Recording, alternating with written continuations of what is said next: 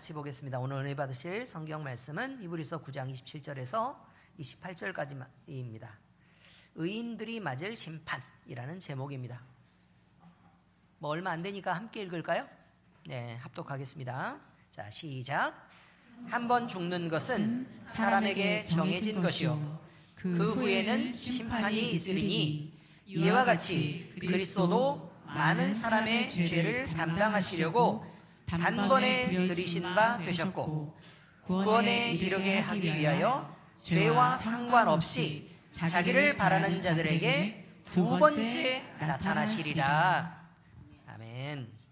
자, 오늘 말씀은 의인들이 맞을 심판에 대한 히브리서 강의 40번째 시간입니다.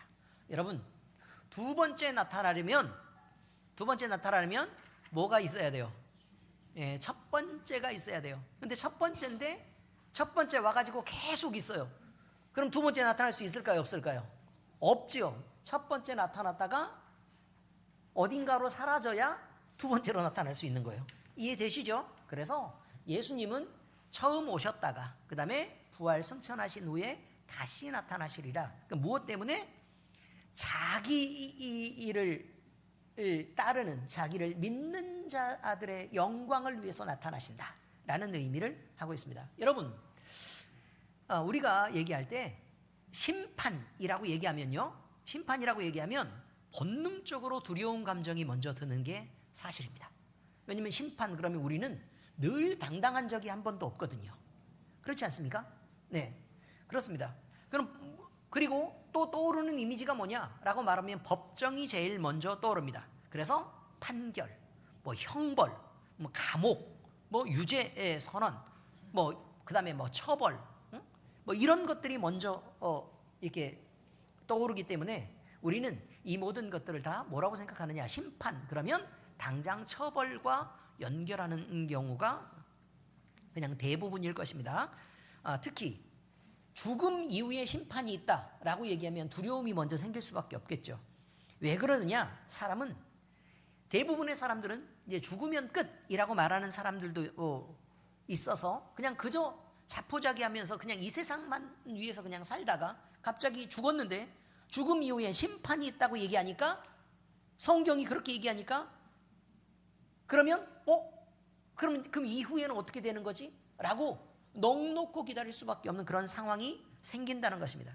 자, 여기 히브리서 오늘 본문에 보면 한 번 죽는 것은 사람에게 정해진 것이요 그 후에는 심판이 있으리니 라고 말합니다. 여기서 정해진이란 단어는 아포케이타이 라고 얘기하는데 이미 놓여있다, 예정돼 있다, 피할 수 없이 기다리고 있다 라는 뜻입니다. 그러니까 우리가 볼 때는 지금 성경은 이렇게 설명하고 있어요. 일자로 된 선이 있다는 거예요. 시간이 이렇게 흘러가고 있는 선이 있는데 우리가 이 길을 가고 있다는 거예요. 다른 길로 벗어날 수는 없어요. 시간에서 다른 길로 벗어날 수는 없는데 요 앞에 뭔가가 있다고 지금 얘기하고 있습니다. 그러니 이렇게 계속 가다 보면 반드시 만날 수밖에 없다라는 말을 뭐라고 얘기하냐면 아포케이타이라고 얘기한다는 거예요. 반드시 만날 수밖에 없다. 그래서 그럼 피할 수 있어요, 없어요? 못 피하죠. 그죠? 그럼 안 만날 수도 있어요? 그럴 수 없죠. 무조건 만나야 되는 것입니다. 무조건 만나야 된다. 이것은 예를 들어 우리가 법에서요, 자, 언제 만약에 재판이 이루어집니다 라고 딱 이렇게 날짜가 정해졌단 말이에요. 그럼 그 날짜가 시간이 지나면 당연히 와요, 안 와요? 오죠. 그런 느낌이라는 거예요. 그런 느낌이다.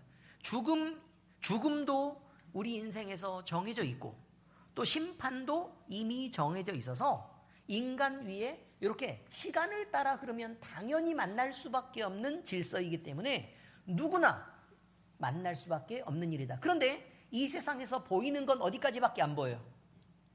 어디까지밖에 안 보여? 죽음까지밖에 안 보이니까 그 뒤에 있다고 얘기를 하는데 그것을 인정하기가 어렵다라고 얘기하고 있습니다.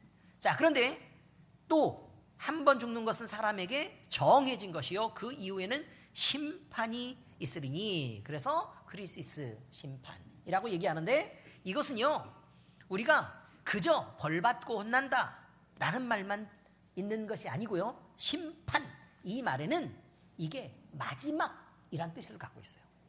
끝이라는 걸 갖고 있다고요. 그러니까 돌이킬 수도 없고 다시 회복될 수도 없고 기회가 다시 주어지지 않는 최종 결정이라는 내용이 담겨 있다. 그런 의미예요. 최종 결정. 그러면 우리는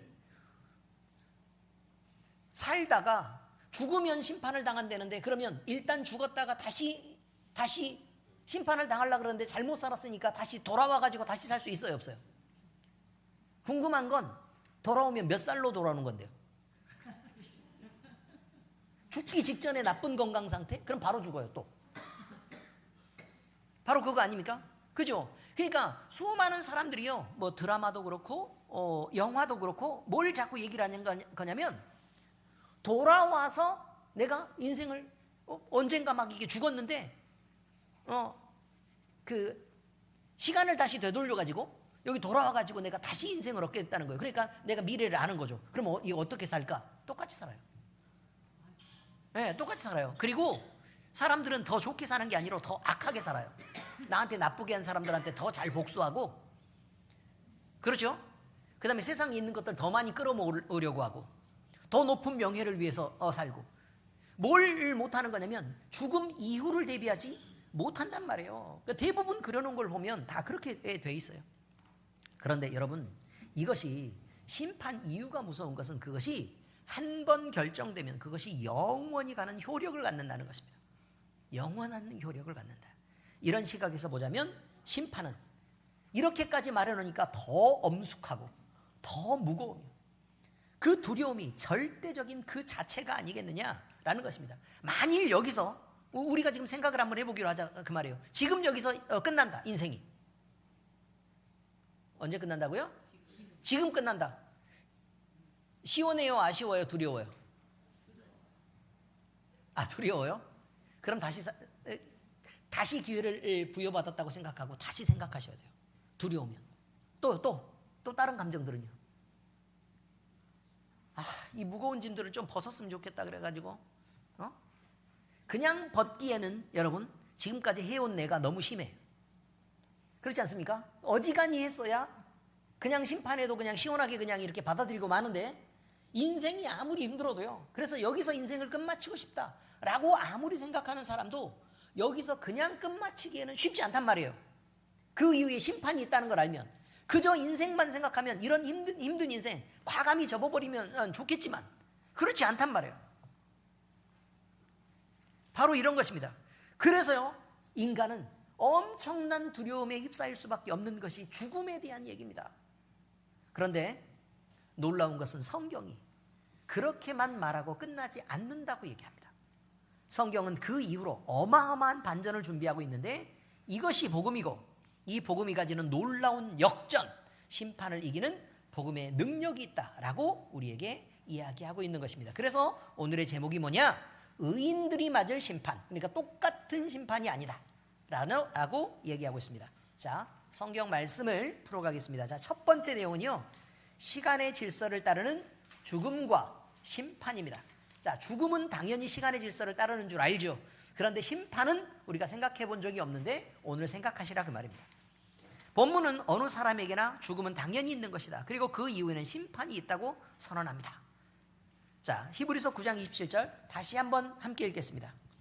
자, 시작. 한 번 죽는 것은 사람에게 정해진 것이요 그 후에는 심판이 있으리니.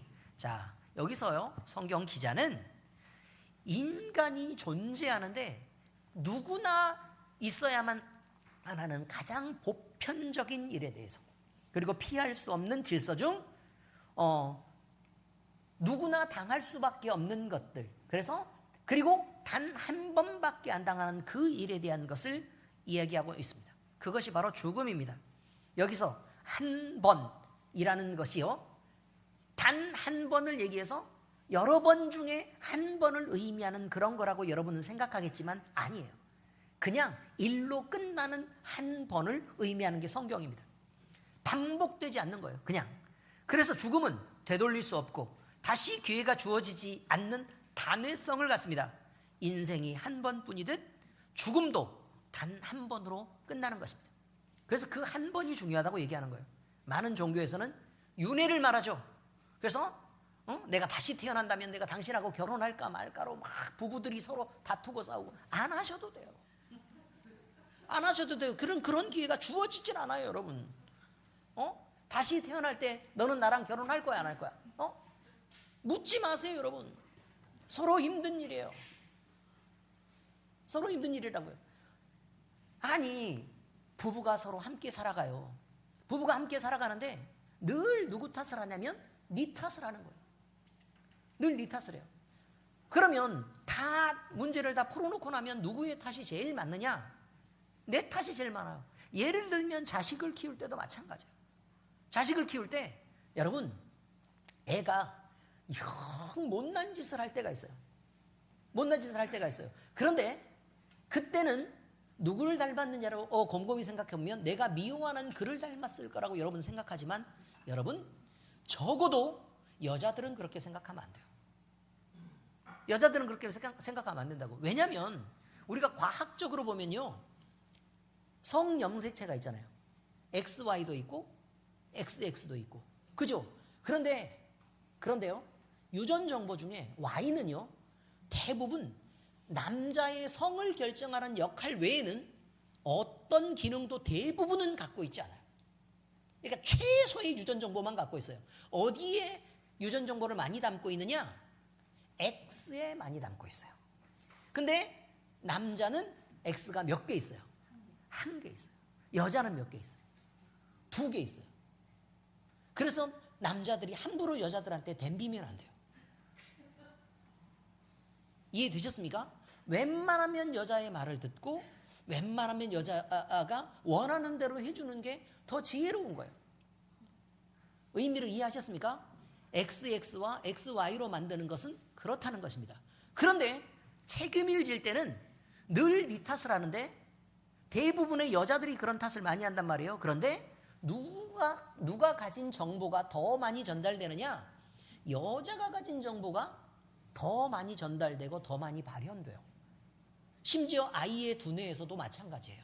애가 공부 못한다고 쥐어박으면서 이놈의 새끼야, 너는 왜 이렇게 공부를 그렇게 못하고 어쩌면 그렇게 많이 놀고 공부하기 싫어하고 그러냐라고 자꾸 쥐어박으면서 이상해, 참 얘는 이상하게 공부를 안 해 라고 생각을 할 때 여러분의 어린 시절을 떠올리시길 부탁해요.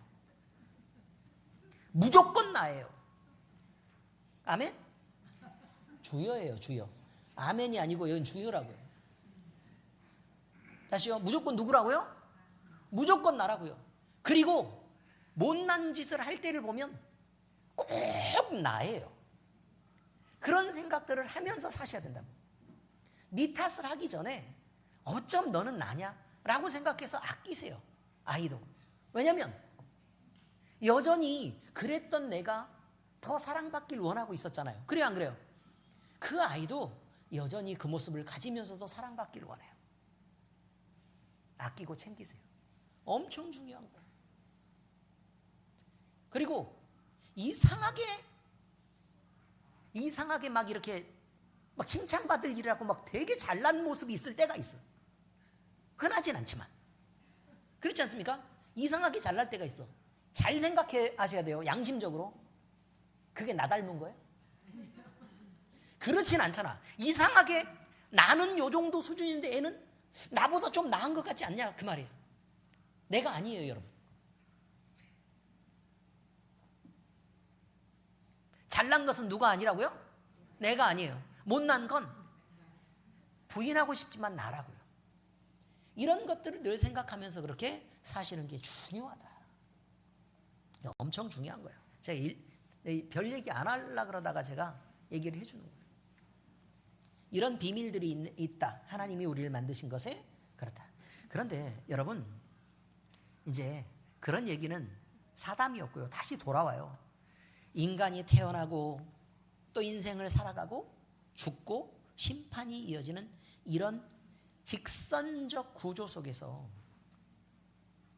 그런데 이것은 심판이 있으리니 라는 말은 현재형 동사를 사용해요.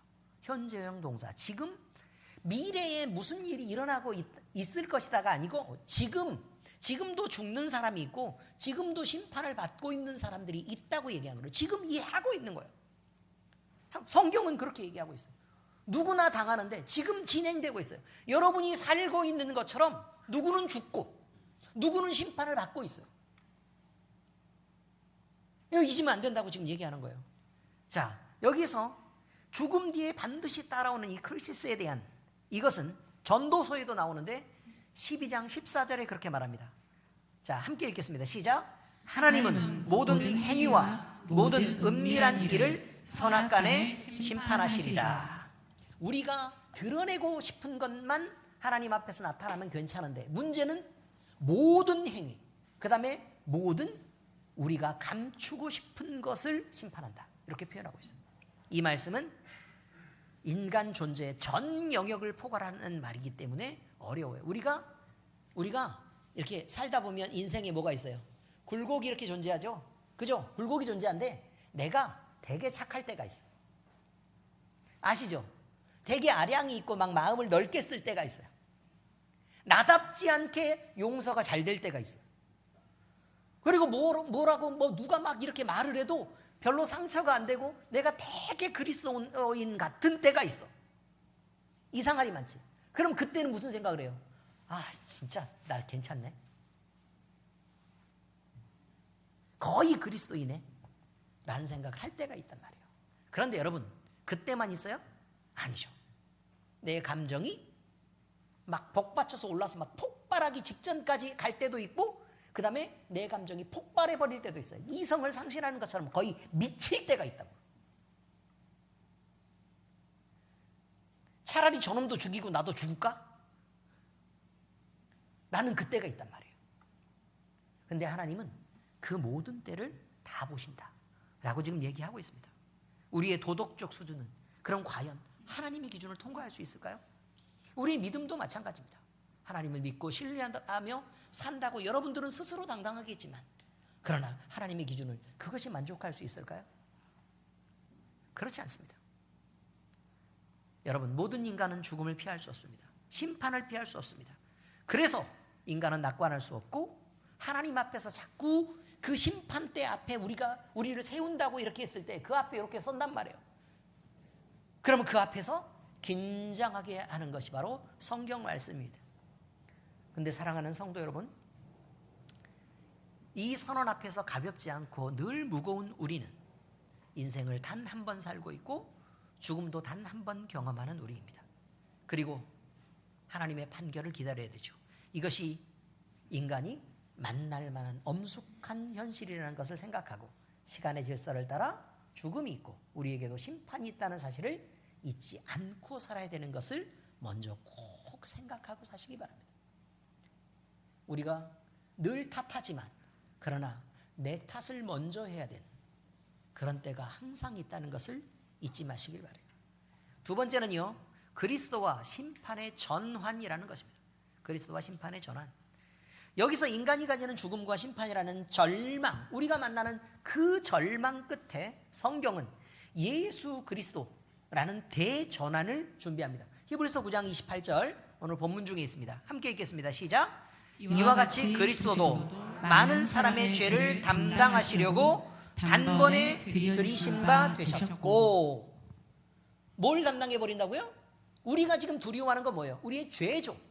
하나님 앞에 섰을 때 내가 무슨 잘못을 했는지 나도 기억도 안 나는데, 근데 하나님 앞에 세운다고 얘기를 하니까 두려움이 생길 수밖에 없는데, 어떤 문제는 해결을 하시겠대요? 주님이 죄의 문제는 해결하시겠대요. 그럼 나머지는 괜찮잖아요. 그렇죠? 죄만 해결되면 그럼 죄 때문에 벌받고 또 죄 때문에 심판받아야 되는데 그것만 없으면 괜찮죠. 자, 여기서 중요한 접속어가 등장하는데 이와 같이라는 말입니다. 이와 같이. 이와 같이라는 말은 27절 그 다음에 이와 같이 28절 이렇게 됐다는 뜻이에요. 그러면 앞쪽과 뒤쪽은 어떤 뜻이에요? 얘와 얘는 같은 것이라고 얘기하는 평행구조입니다. 자, 인간이 한 번 죽고 그 후에 심판이 있다. 그래놓고 이와 같이 그리스도도 한 번은 들어지셨다. 이렇게 표현해요. 그러면 이것은 당연히 인간이 만나야 되죠. 그죠? 그런데 그것처럼 그리스도가 드려졌다. 그러면 우리 인생 가운데 누가 개입했을 때 예수님이 개입했을 때 완전한 전환이 일어나 버린다라고 지금 얘기하고 있습니다. 그래서 완전한 전환이 일어나는데 보세요. 예수님이 쭉 어느 시점 이렇게 해서 개입하시는 일이 아니라 우리 인생 가운데 예수님이 뚝 떨어지는 그 한 지점이 사람이 사는 것도 한 번이고 죽는 것도 한 번이고 심판도 한 번인데 예수 그리스도가 개입하는 그 순간도 한 번이고 완전한 거라고 얘기한 거예요. 이게 이와 같이란 뜻입니다. 이와 같이. 그래서 성경은 그의 죽으심을 많은 사람의 죄를 담당하는 것이라고 성경이 표현할 때 이 표현은 이사야서 53장에서도 찾을 수 있는 것입니다. 이것의 성취죠. 53장 5절과 6절입니다. 자, 함께 읽겠습니다. 시작. 그가 찔림은 우리의 허물 때문이요 그가 상함은 우리의 죄악 때문이라. 계속 여호와께서는 우리 모두의 죄악을 그에게 담당시키셨도다. 누가 하신 일이에요? 하나님이요. 하나님이. 사실 우리는요, 우리가 우리의 죄를 예수님께 덮어 씌우고 싶어 하죠. 우리가 늘 습관처럼 하는 일. 우리가 서로 싸우면서도 누구 탓을 해요?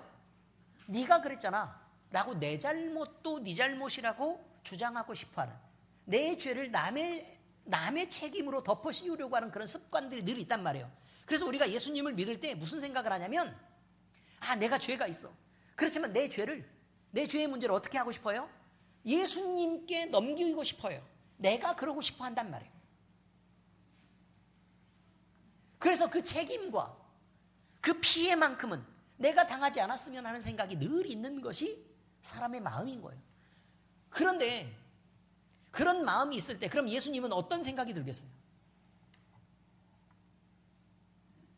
우리가 그렇게 뒤집어 씌웠을 때 어떤 생각이 들겠어요? 참고로 말씀드릴까요? 부부싸움 할 때 그의 잘못이 자꾸 내 잘못이라고 말했을 때 억울해요, 안 억울해요? 불편해요, 안 불편해요? 불편하죠. 신경질 나요, 안 나요? 나죠. 우리가 가지는 디폴트라는 건 되게 중요한 거예요. 무엇을 기준 삼고 뭘 첫 번째 출발점을 하고 있느냐. 예를 들게요. 제가 엘림교회 목사입니다. 엘림교회 목사예요. 그러면 목사님은 사람이에요, 아니에요? 목사님도 사람이죠. 그럼 똑같은 인간관계에서 출발해야 돼요. 그럼 우리가 서로 인간관계를 가질 때요, 뭘 생각을 해야 되냐면 여러분, 서로가 공평하게 주고받는 관계에 대한 생각을 해야 돼요. 그렇지 않습니까? 그럼 여러분이 받는 유익만큼 여러분도 목사님을 아끼고 사랑해야 되죠. 근데 안 그래요. 그렇지 않아요. 목사님의 디폴트를 어디에 두고 있는 거냐면 예수님에 둬요. 목사님이니까 우리를 아껴줘야 되고, 목사님이니까 우리를 사랑해야 되고, 목사님이니까 내가 잘못해도 용서해줘야 되고, 목사님이니까 표정도 밝게 해야 되고, 나한테 거친 말도 하면 안 되고, 목사님이니까를 계속 얘기해요. 그럼 여러분은요? 여러분 그리스도인 아니에요? 하나님의 자녀고? 제가 그걸 갖다가 들이댈까요? 당당하세요? 이 얘기를 말하고 있는 거예요. 기본적으로. 자, 여러분이 가지는 디폴트가 기본적인 것들이 목사님이 어느 정도 수준이었다고 봐야 된다면 여러분도 그 수준이어야 돼요. 저도 하나님 앞에서 하나님의 자녀고 예수 그리스도의 몸된 지체이며 그 교회 안에서 저도 단 하나의 역할을 맡고 있는 거예요.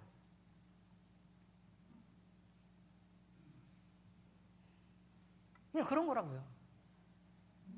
그래서 이런 거 하지 마세요. 목사님이 항상 이렇게 밝게 웃어주다가 오늘은 좀 다른 사람 보고 웃더라. 나한테는 왠지 이렇게 눈빛을 스쳐서 그냥 지나가고 다른 사람한테는 엄청 친절하게 하더라. 그러지 좀 마요. 나도 눈이 이 초점이 한 개예요, 여러분. 오른쪽 왼쪽 눈을 같이 이렇게 나눠서 주고 싶어도 안 돼. 그게 아세요? 어떻게 가야 돼요? 같이 움직여요. 이놈의 머리까지. 그래서 어떤 사람을 보기 위해서는 다른 사람으로부터 시선을 떼야 돼요. 그렇지 않아요? 근데 떼는 사람이 갑자기 딴짓하고 있다가 목사님이 이렇게 돌리는 순간 나를 쳐다보고 이상하게 외면하네 나를. 이러면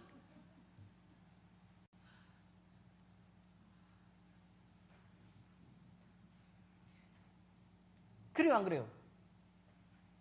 그러지들 말자고요. 서로 양심적으로 사람이면 그저 사람일 수 있다고 보는 거예요. 주님이 옳아요. 성경 말씀이 옳고. 그렇습니다. 서로 약점을 담당해 주는 게 필요한 거예요. 약점을 담당해 주는 거. 서로 좋은 거를 받기 위해서 예수님도 다시 십자가에 못 박아 때려서 못 받고, 예수님한테 모든 짐을 또 계속 지어서 한 번 십자가에 못 박혔는데 그걸 끌어내려 가지고 다시 또 못 받고 나를 위해 한 번만 더 죽어주세요. 그리고 예수님한테 자꾸 알바시키면서 돈 벌어오라 그러고.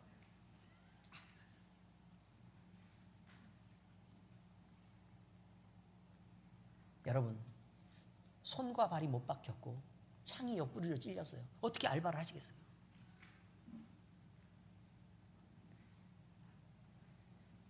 바로 그것입니다. 여러분, 이것은요, 우리가 가져야 될 기본적인 양심에서부터 얘기를 하고 있는 거예요. 양심에서부터. 그래서 자, 이렇게 출발하기로 합시다. 내가 주님께 해주는 것, 주님이 나에게 해준 것, 서로 좀 비슷해야 돼요. 아시겠어요? 받은 게 많으면 어떻게 해야 된다고요? 내가 주님 앞에 마음도 드리고 사랑도 드리고 이러면서 주님을 사랑해야 돼요. 바로 그거예요. 주님이 여러분을 붙잡고 평생 동안 그 어느 순간에도 주님이 여러분의 손을 놓지 않기를 바라신다면 여러분도 주님 손 놓으면 안 돼요. 나는 막 놓고 막 빼면서 막 이렇게 필요할 때 이렇게 막 이렇게 빼면서 주님한테는 날 꼭 잡아주세요. 그러지 마세요. 어디 이게 양심적이냐고요. 내가 뺐던 순간이 있는데, 그러면 내 필요를 따라서 내가 손을 빼고 주님을 외면하는 순간이 있는데, 그 순간에 주님이 나를 안 잡아줬다고 책임을 주님 앞에 돌리고 주님은 주님이시잖아요 라고 얘기하면 되냐고. 그게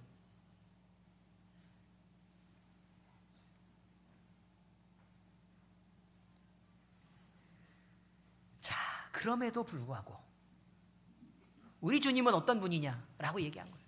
그럼에도 불구하고 우리 주님은 어떤 분이냐, 우리가 받아야 될 판결을 주님이 받으신 분이다.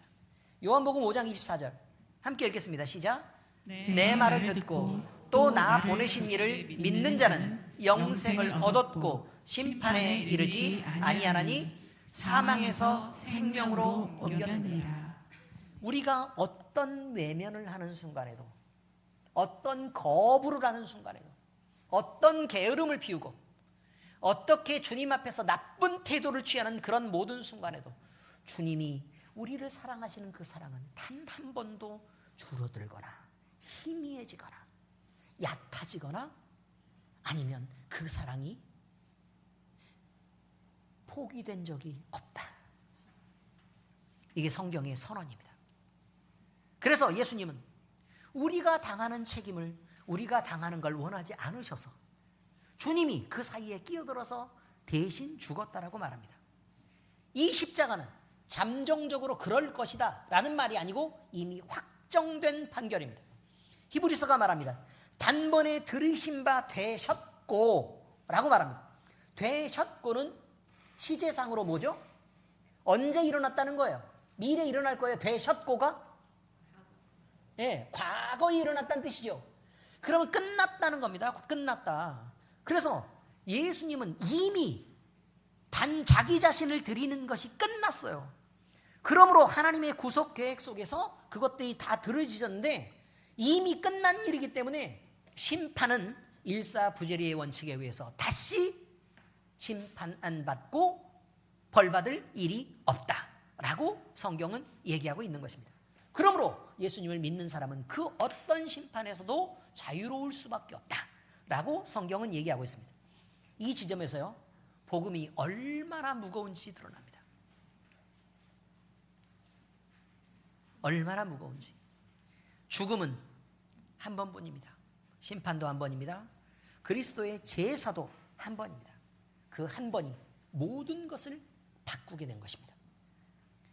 그래서 우리는 그리스도와 심판의 전환이라는 이 개념을 정확하게 알고 계셔야 됩니다. 우리가 나아서 그런 게 아닙니다. 여전히 우리는요, 그 모양 그 꼴이라는 걸 인식하고 잊지 마셔야 됩니다. 되게 이상한 건요, 목사님이 엄청 성도들을 사랑합니다. 그 사랑할 때는 당연한 줄 압니다. 그러다가 목사님이 좀 아파가지고 기운이 좀 떨어지죠. 그럼 목사님이 성도들을 사랑하지 않는다고 불평합니다. 여러분이 목사님을 사랑하면 되잖아요. 그래서 서로 사랑의 관계를 끈끈하게 잘 유지하면 되는 거 아닙니까? 자, 성경 말씀 적용입니다. 우리는 심판을 기다리는 자들로 이제 살아야 됩니다. 성경은 이 놀라운 계획을 정점으로 끌고 갑니다. 이것은 예수 그리스도의 재림임 사건으로 지금 말하고 있습니다. 히브리서 9장 28절 오늘 본문 함께 읽습니다. 시작. 구원에 이르게 하기 위하여 죄와 상관없이 자기를 바라는 자들에게 두 번째 나타나시리라. 자, 어디서 끊어야 되냐면, 또 끊어 읽기를 잘 못해요. 어디서 끊어 읽을까요? 구원에 이르게 하기 위하여, 여기 끊어야 되죠. 그 다음에요, 어디서 끊을까요? 틀렸어요. 죄와 상관없이 해서 끊으면 큰일 나요. 바라는 자들에게, 여기서 끊어야 돼요. 자, 다시 읽어줄게요. 그러면 구원에 이르게 하기 위하여, 예수님은 분명한 목적이 있다는 거예요. 재림은 왜 해요? 구원에 이르게 하려고, 완전한 구원에 이르게 하려고 재림하신다는 거예요. 그 다음에요, 누구를 위해서? 죄와 상관없이 자기를 바라는 자들에게가 하나예요. 죄와 상관없이 자기를 바라는 자들에게. 그러면 죄와 상관없이 자기를 바라는 자들, 이게 무슨 말인데요? 예수님을 믿는 자들이란 뜻이에요. 죄와 상관없이 자기를 바라는 자들에게, 여기 아니에요. 아무리 바래도 죄의 문제를 해결하지 못하는, 다시 말하면 믿음이 없는 사람들에게는 해당되지 않는 말이라는 거예요. 이게 죄와 상관없이 자기를 바라는 자들에게 두 번째 나타내시리라. 뭐 하려고? 구원에 이르게 하기 위하여. 이렇게 되어 있어요. 구원에 이르게 하기 위하여. 자, 여기서 그리스도께서 두 번째 나타나신다라는 선언은요, 목적이 다르죠. 초림은 죽으려고 나타나신 거예요. 뭐 하기 위해서요? 죄와 상관없이 하기 위해. 죄와 상관없이 하기 위해 초림. 자, 그 다음에 두 번째는 뭐라고요? 두 번째 재림은 완전한 구원에 이르게 하기 위하여. 이렇게 되어 있습니다. 여러분, 바라는 자들 이렇게 표현했는데요, 그냥 이 바라는 자들, 그냥 소망한다 그런 뜻이 아니라, 목이 빠지게 간절하게 바라며, 그 다음에 주님이 꼭 오실 것을 알고, 당장이라도 떨어질 것을 알고, 이렇게 기다리는 그 사람들을 바라는 자들이라고 표현한 거예요. 그래서요, 우리는 이것을 꼭 기억하고 있어야 됩니다. 그러므로 우리가 예수님의 재림을 두려워해서 되겠습니까? 안 되죠. 요한계시록을 읽어보면요, 말세에 대한 얘기가 계속 나와요. 그 말세에 대한 얘기가 계속 나올 때, 자, 우리는 이 생각을 해야 돼요. 요한이 쓴 책이, 성경이 뭐 있어요? 요한복음, 그 다음에요 요한 1, 2, 3서, 그 다음에요 요한계시록, 이렇게 있잖아요. 그죠? 그럼 요한은 자기가 얘기할 때 사랑의 사도 이렇게 얘기해요. 나는 우리 예수님에게 너무너무 많은 사랑을 받았다. 그래서 나는 언제나 그 그리스도의 사랑으로 충만하고 만족스러우며 그 그리스도의 사랑으로 말한다가 요한이에요. 요한복음에서 제가 쭉 이렇게 읽어주면서요, 요즘에 요한복음 읽고 있는데, 그거 읽어주면서 무엇에 대한 근거냐라고 얘기할 때 앞과 뒤쪽에 묶여있는 내용을 보면 사랑이라는 게 묶여있다고 분명히 말씀드렸어요. 그죠? 그 요한 1서 4장도 뭘 말하고 있어요? 사랑의 정점은 무엇인가를 말해요. 사랑의 정점은 뭔가? 그 사랑의 정점은 뭐라고요? 독생자 예수님을 우리를 위해서 죽게 하신 하나님의 사랑이 최고의 사랑이다 라는 얘기를 해요. 그럼 요한계시록은요, 그 사랑하는 자들을 어떻게 지키고 건져낼까? 어떻게 회복시킬까? 라는 것입니다. 중간중간에 나와 있는 내용들을 보면 성도들의 기도도 나오고, 그 다음에 이렇게 지켜 보호하시겠다도 나오고, 아시겠어요? 예. 그 다음에 그 믿는 자들을 위해서 이렇게 하시겠다, 이런 내용들이 자꾸 등장해요.